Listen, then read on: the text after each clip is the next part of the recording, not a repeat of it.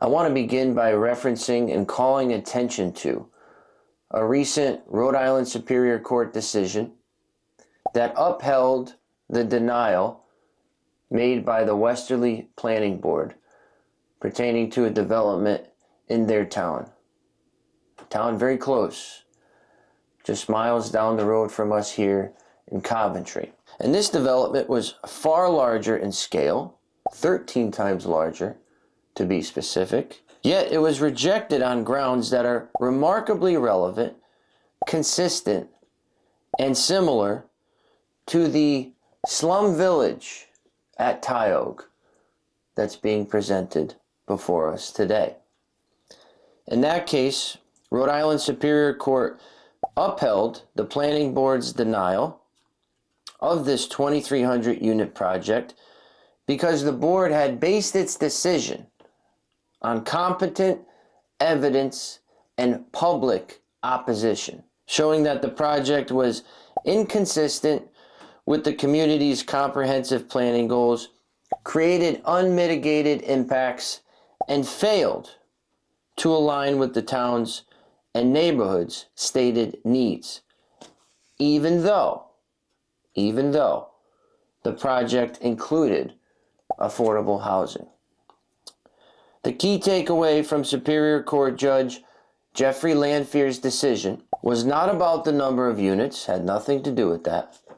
It was about process, evidence, and most importantly, responsible planning. Okay?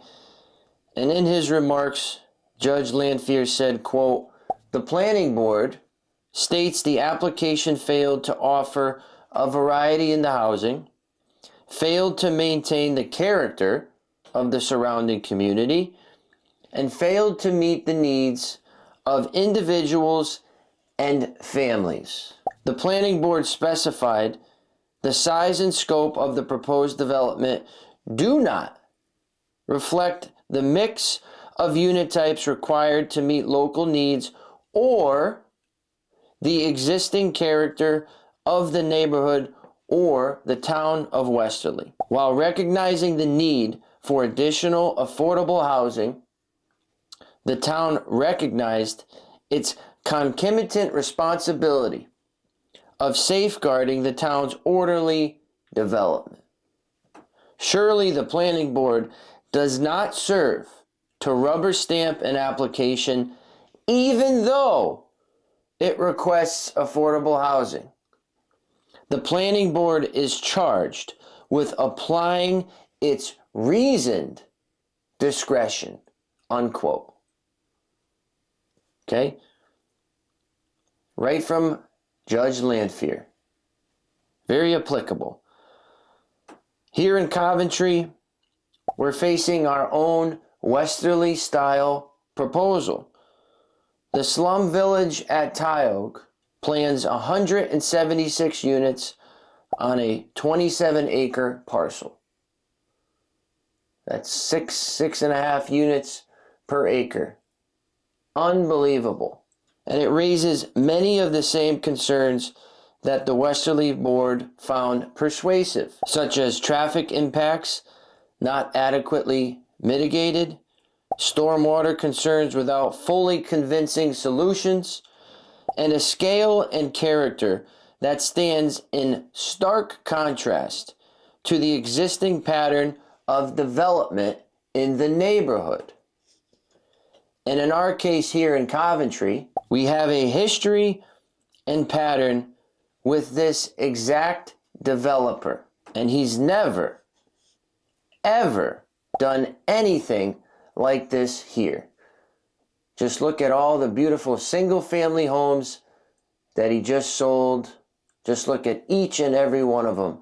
I don't see one attached single-family dwelling. I don't see one condo. I don't see one rental. I don't see one Section 8 tenant. Not a one. What more contrast would be needed there? The Westerly decision makes clear that local planning commissions and zoning boards are not rubber stamps and are not formalities. They matter. And that they should also not be intimidated. Not be intimidated by developers, not be intimidated by state leaders, not be intimidated by weak local bureaucrats, and beyond. Planning commissions are entrusted with evaluating whether a project fits local context, local infrastructure, and most importantly, local needs. Do we need this? The approval or denial of a project like this must be grounded in evidence, not simply acquiescence to a developer's proposal or a potential gubernatorial candidate's political agenda. In Westerly, the planning board had the benefit of a recent community-specific comprehensive plan study. They had it. We admit it. We get it. That was a roadmap that identified their local needs and goals. But I stand before you today to let you know that we don't need a comprehensive plan to tell you that. We don't need a plan to tell you that the slum village at Tiogue does not belong. Coventry does not have an active comprehensive plan. It's been decades since that has happened. That's not a good thing, and Bob the Builder is leaning into that. And we can't blame him for that. It makes sense. But that does not, and should not, mean that developers like Bob have a free pass to push forward any project with minimal scrutiny. The absence of a comprehensive plan does not eliminate the board's obligation to evaluate impacts thoughtfully. In this case, I and every one of the thousands opposing this project are all the comprehensive plan that you need. And you want to see the outrage? You want to see the anger? There's thousands of residents in solidarity, unified on this one issue, of all walks of life, all across the political spectrum and beyond. We as the citizens are telling you what we want, and more importantly, what we don't want. And a lack of an up-to-date plan does not equate to a waiver of standards or a muting and muffling of public outcry and outrage. Indeed, the Westerly case reinforces, that when a planning board does take a hard look at local impacts, supports its decision with competent evidence, and upholds its responsibility to protect the community, that decision and that denial can stand.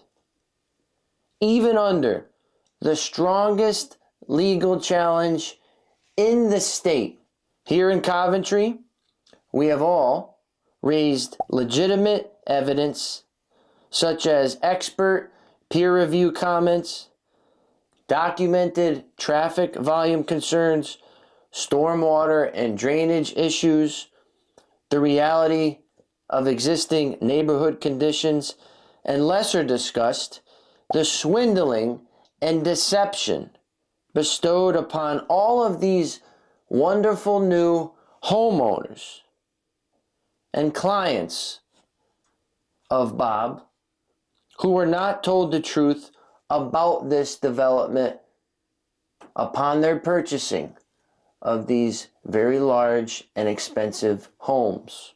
Additionally, one should also consider the number of lawsuits that have been brought forward against the applicant from very unhappy and angry homeowners who can't even live in their homes as intended. We are not here arguing against housing, okay? We are arguing for housing that fits. Housing that is responsibly sited, appropriately scaled, and supported by infrastructure. What about Tiogue Elementary School at capacity? These beautiful children in these homes just steps away from the school are being turned away and told that they have to be brought across town to another school because there's no space for them. There's not enough room for the children. What about the children? What about them? Sorry, you can't come here to school. We're full. Very sad. We are arguing here today that Coventry deserves a process that reflects careful planning, not just expediency and submission. If the board cannot responsibly find that this proposal meets our town's needs and mitigates all impacts, then it should deny the application or require significant revision. Significant. A decision grounded in evidence and careful consideration is not only legally defensible, as Westerly demonstrates, but it is the obligation of this board to the residents of Coventry. Thank you.